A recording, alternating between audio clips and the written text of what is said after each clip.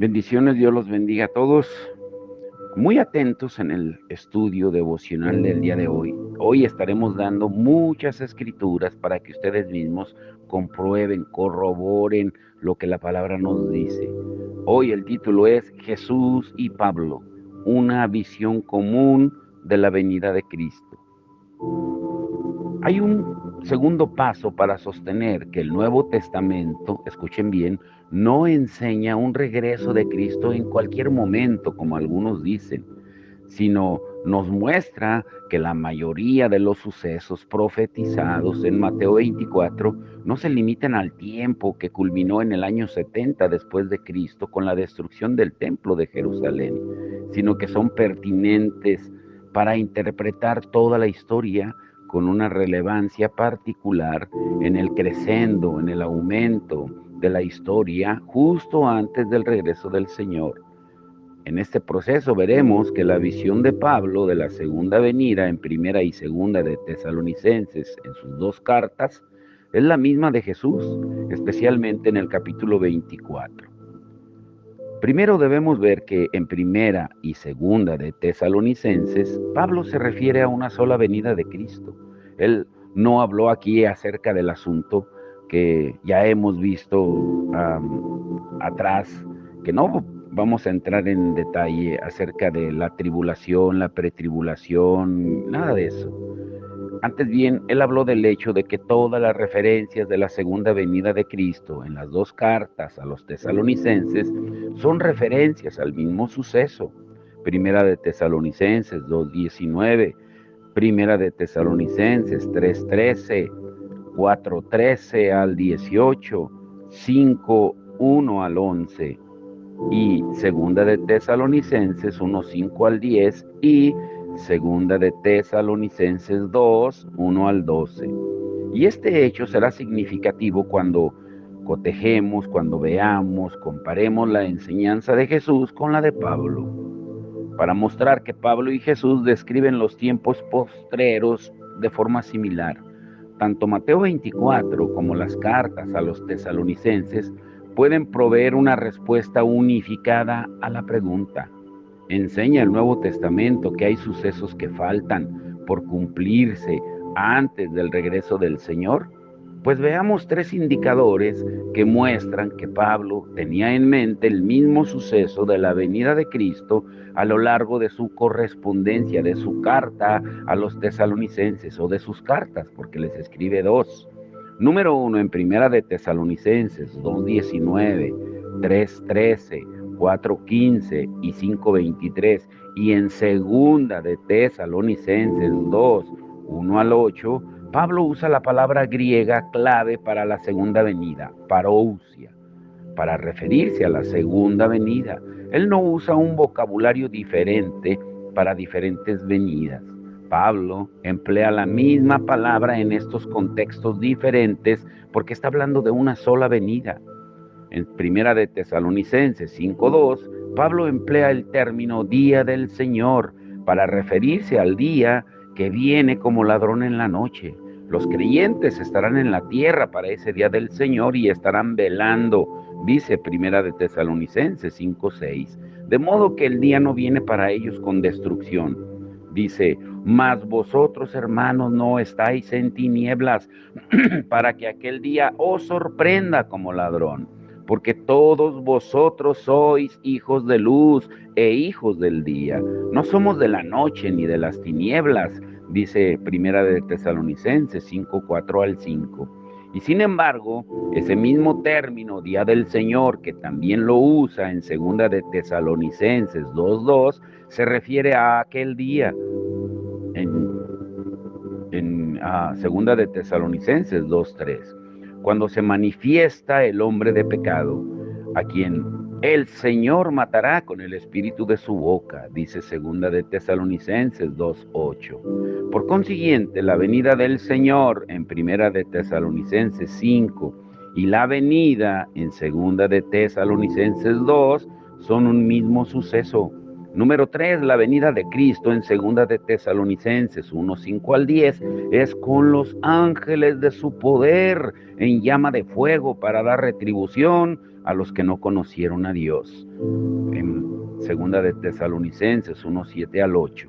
Así, quienes creen en una venida de Cristo dirían que esta venida en segunda de Tesalonicenses 1:5 al 10 pues no es la misma que en primera de Tesalonicenses 4:13 al 18, donde Jesús rescata a todos los creyentes vivos y muertos, sacándolos del mundo antes de que ese juicio temible comience. Aún así, esta misma venida en segunda de Tesalonicenses 1:6 al 7 es descrita como un alivio para los creyentes que todavía están en la tierra cuando Él viene, porque es justo delante de Dios pagar con retribución y tribulación a los que os atribulan, y a vosotros que sois atribulados, daros reposo con nosotros cuando se manifieste el Señor Jesús desde el cielo con los ángeles de su poder. Esto significa que la venida de Cristo en primera de Tesalonicenses 4:13 al 18 y la venida en segunda de Tesalonicenses 2:5 al 10 son la misma venida.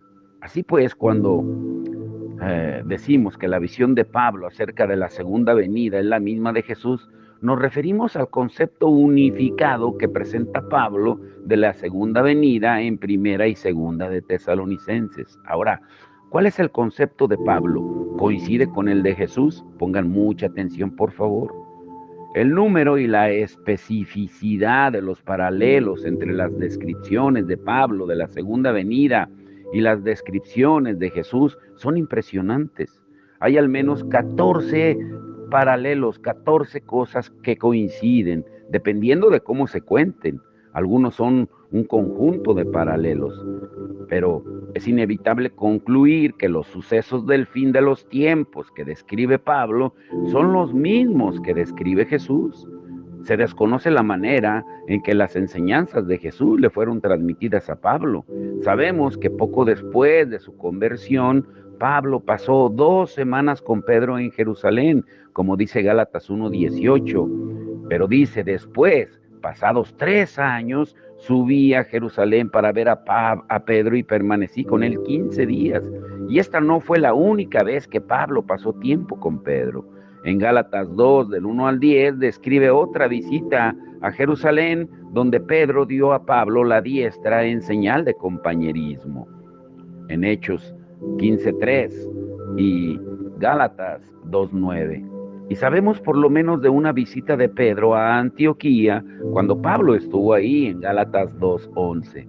O sea, esto significa que hubo oportunidades de sobra para que Pablo aprendiera de boca de testigos presenciales que caminaron con Jesús el lenguaje mismo que usó Jesús para describir su segunda venida, por no mencionar la posibilidad de otras tradiciones orales o de escrituras que circulaban entre las iglesias. Pero veamos 14 paralelos entre Pablo y Jesús acerca de la manera en que hablaron de la segunda venida. Número 1, parousia.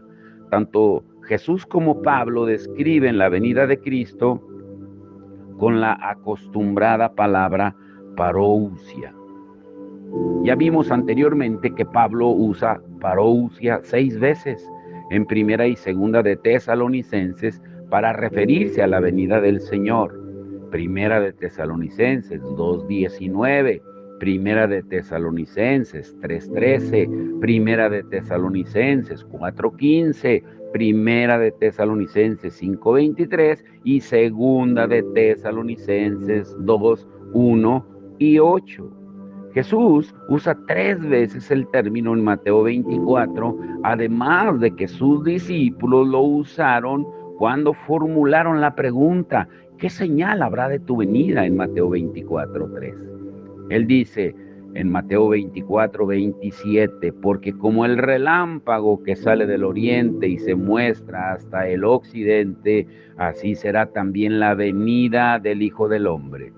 En Mateo 24:37, más como en los días de Noé, así será la venida del Hijo del Hombre. En Mateo 24:39, y no entendieron hasta que vino el diluvio y se los llevó a todos, así será también la venida del Hijo del Hombre. Número 2, la reunión con el Señor. Pablo usa la misma palabra que usó Jesús para describir la reunión del pueblo de Dios en la venida del Señor. Pablo usa la forma sustantiva y Jesús usa la forma verbal. Por ejemplo, en 2 de Tesalonicenses 2, 1 al 2, pero con respecto a la venida de nuestro Señor Jesucristo y nuestra reunión con Él, os rogamos, hermanos, que no os dejéis mover fácilmente de vuestro modo de pensar, ni os conturbéis, ni por espíritu, ni por palabra, ni por carta, como si fuera nuestra, en el sentido de que el día del Señor está cerca. Y Jesús dice en Mateo 24:31, y enviará a sus ángeles con gran voz de trompeta, y juntarán a sus escogidos de los cuatro vientos, desde un extremo del cielo hasta el otro. De todos sus escritos, 2 de Tesalonicenses 2:1 es el único pasaje donde Pablo usa esta palabra, ya sea en forma sustantiva o verbal. Además, el único uso que hace del término es en relación con la segunda venida. Y Mateo usa la palabra en otro pasaje donde Jesús expresa su anhelo de reunir a su pueblo como una gallina junta sus polluelos, en Mateo 23:37. Número 3, donde coinciden también Jesús y Pablo, es no se alarmen. En tercer lugar, en todo el Nuevo Testamento, solo Pablo y Jesús usan la palabra alarmar, y ambas se aplican a los peligros de desorientarse por las señales de la segunda venida del Señor.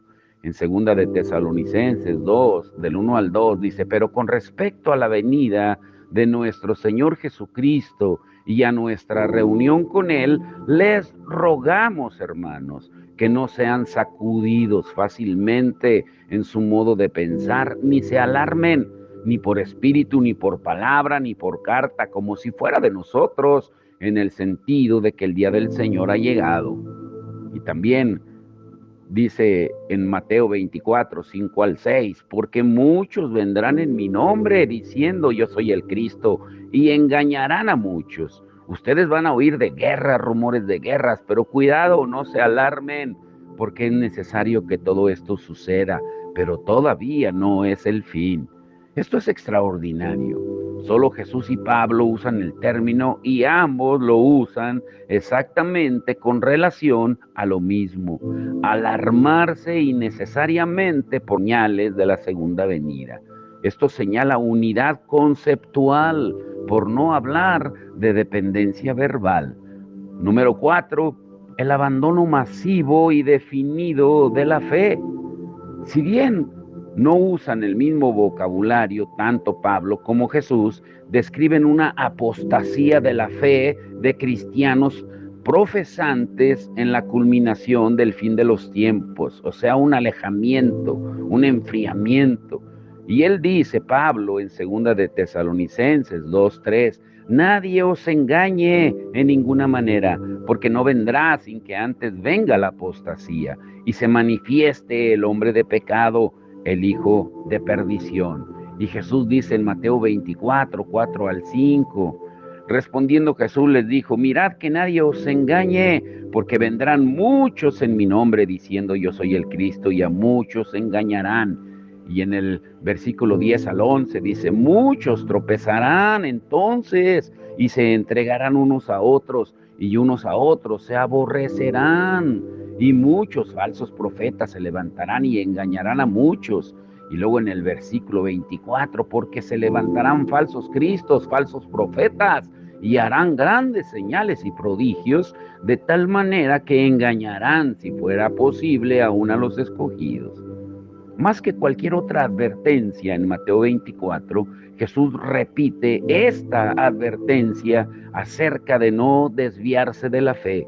La amenaza de la apostasía, de ser engañado o de abandonar la fe, se intensifica a tal punto que en su clímax pone en riesgo incluso a los elegidos, como lo dice en Mateo 24:24. Sin embargo, Jesús dice en el versículo 22 que por causa de los escogidos aquellos días serán acortados. Y solo aquí, En segunda de Tesalonicenses 2:3, Pablo usa la palabra apostasía, el término griego estándar cuya definición es desafiar el sistema establecido de autoridad, rebelión, abandono y ruptura de la fe. O sea, el día del Señor no vendrá sin que antes venga el abandono, la ruptura de la fe.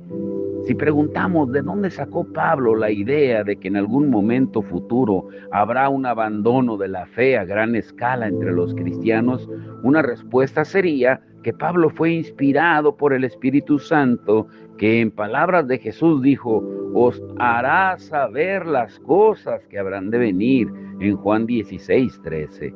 Sin embargo, dado el asombroso paralelismo con las repetidas advertencias de Jesús acerca de tal abandono de la fe a causa del engaño, como lo leímos en Mateo 24,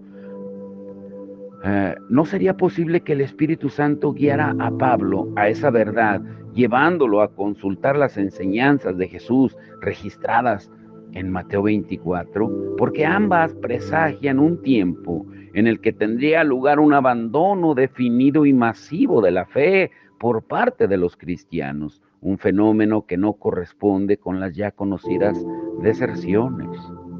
Ahora, número 5, otro punto que coinciden es la maldad.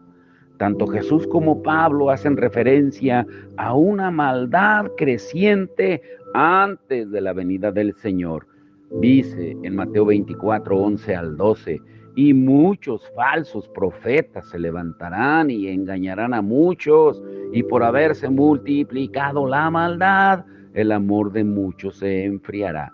Y Pablo dice en segunda de Tesalonicenses 2:3 y 7 al 9, nadie os engañe en ninguna manera, porque no vendrá sin que antes venga la apostasía y se manifieste el hombre de pecado, el hijo de perdición, porque ya está en acción el misterio de la iniquidad, solo que hay quien al presente lo detiene, hasta que él a su vez se ha quitado de en medio, y entonces se manifestará aquel inicuo, a quien el Señor matará con el espíritu de su boca y destruirá con el resplandor de su venida, inicuo cuyo advenimiento es por obra de Satanás con gran poder y señales y prodigios mentirosos.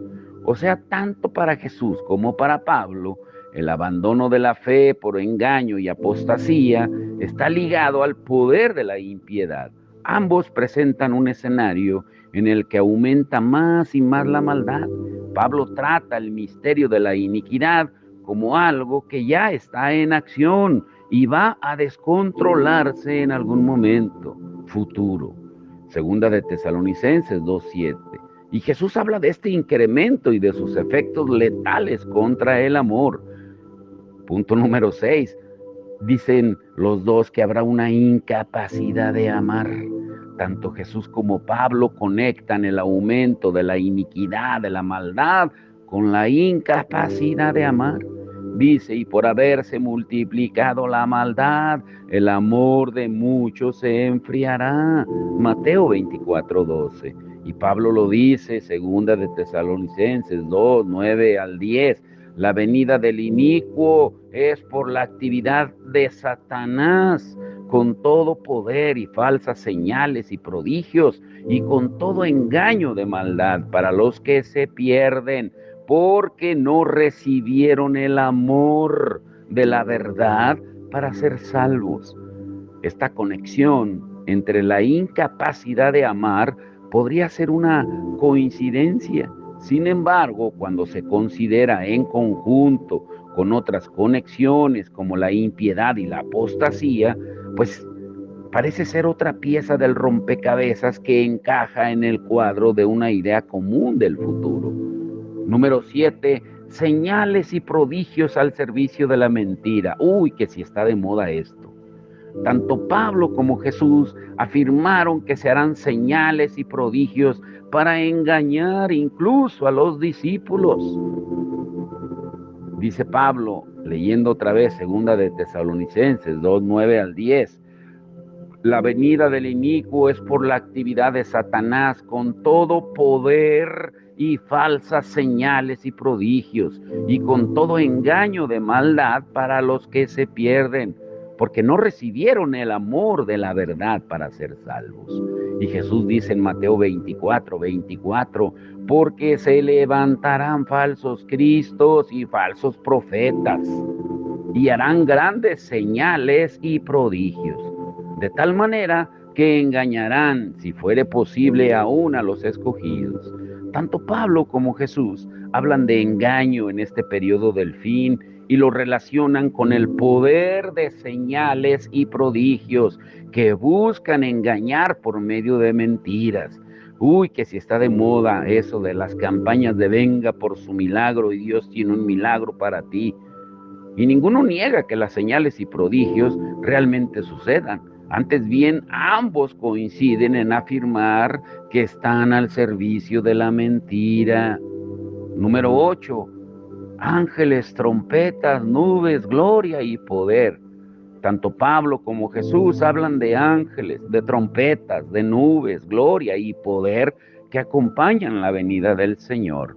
Pablo dice en Primera de Tesalonicenses 4:16 al 17, porque el Señor mismo, con voz de mando, con voz de arcángel y con trompeta de Dios, descenderá del cielo, y los muertos en Cristo resucitarán primero. Luego nosotros, los que vivimos, los que hayamos quedado, seremos arrebatados juntamente con ellos en las nubes para recibir al Señor en el aire, y así estaremos siempre con el Señor. Y dice también Jesús en segunda de Tesalonicenses 1:7 al 9, y a vosotros que sois atribulados, daros reposo con nosotros cuando se manifieste el Señor Jesús desde el cielo, con los ángeles de su poder en llama de fuego, para dar retribución a los que no conocieron a Dios ni obedecen al Evangelio de nuestro Señor Jesucristo, los cuales sufrirán pena de eterna perdición, excluidos de la presencia del Señor y de la gloria de su poder. Segunda de Tesalonicenses 1:7 al 9. Y en Marcos 24:30 y 31 dice, entonces aparecerá la señal del Hijo del Hombre en el cielo, y entonces lamentarán todas las tribus de la tierra, y verán al Hijo del Hombre viniendo sobre las nubes del cielo con poder y gran gloria.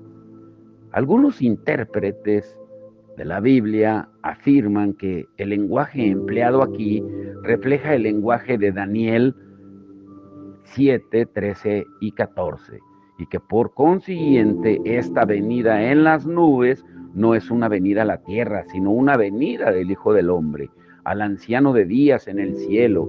Daniel 7, 13 al 14 dice, miraba yo en la visión de la noche, y he aquí con las nubes del cielo venía uno como un hijo de hombre, que vino hasta el anciano de días y le hicieron acercarse delante de él, y le fue dado dominio, gloria y reino, para que todos los pueblos, naciones y lenguas le sirvieran.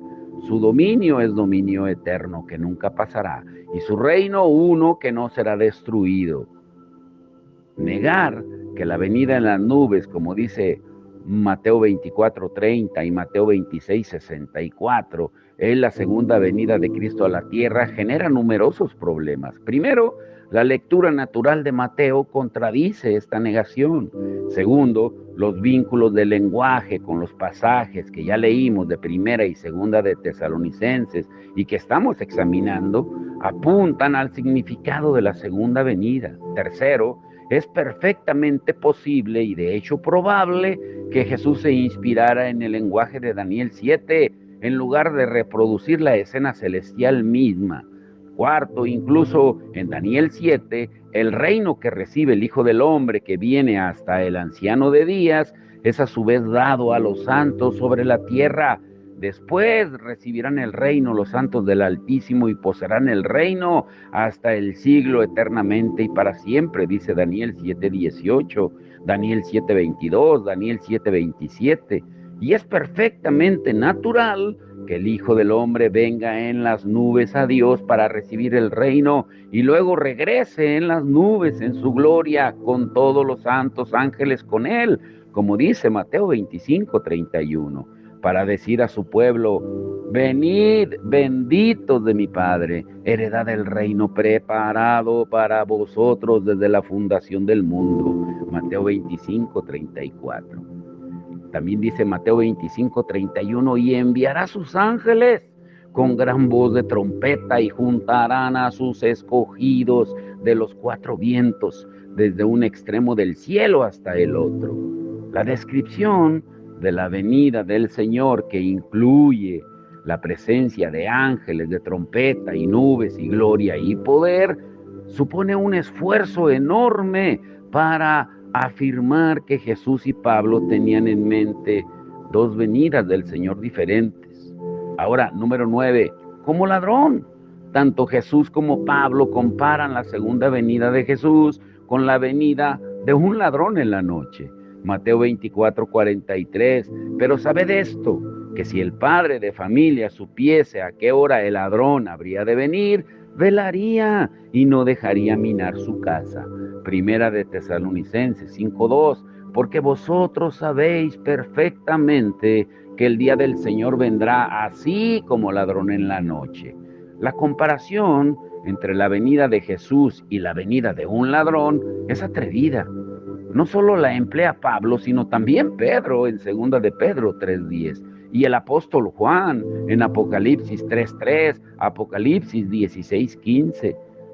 Es prácticamente seguro que solo Jesús se habría atrevido a crear una imagen semejante y con ella dar licencia a sus apóstoles para usarla. Y en efecto la usaron y con ello dieron evidencia de su fuerte dependencia de las enseñanzas de Jesús y su visión común de la segunda venida de Cristo. Número 10. Recibir al Señor cuando venga. Tanto Jesús como Pablo usan la peculiar palabra recibir para describir el recibimiento del Señor en su venida. Mateo 25:6 dice, y a la medianoche se oyó un clamor: aquí viene el esposo, salid a recibirle. Primera de Tesalonicenses 4:17, luego nosotros, los que vivimos, los que hayamos quedado, seremos arrebatados juntamente con ellos en las nubes para recibir al Señor en el aire, y así estaremos siempre con el Señor. Ahora, para ir concluyendo por hoy, mañana veremos los demás puntos, pero ya señalamos que esta palabra aparece solo 3 veces en el Nuevo Testamento. En Mateo 25:6, en Hechos 28:15 y Primera de Tesalonicenses 4:17. Y siempre se refiere a una reunión en la que un grupo sale y acompaña a alguien de regreso. Aparece en la parábola de las vírgenes que oyen el llamado y reciben, y dan la bienvenida y acompañan al novio al banquete de bodas. Aparece también en Primera de Tesalonicenses 4:17, donde los santos resucitados y vivos suben, reciben y acompañan al Señor Jesús a la tierra. El hecho de que tanto Pablo como Jesús usen esta palabra solo en referencia a la segunda venida es otra conexión lingüística notable. Mañana veremos los otros 4 puntos donde coinciden Pablo y Jesús y cuál es la conclusión de eso. Y la pregunta que nos acompañará mañana es: ¿qué debe suceder entonces antes que el Señor venga? Por hoy, quédate con esto.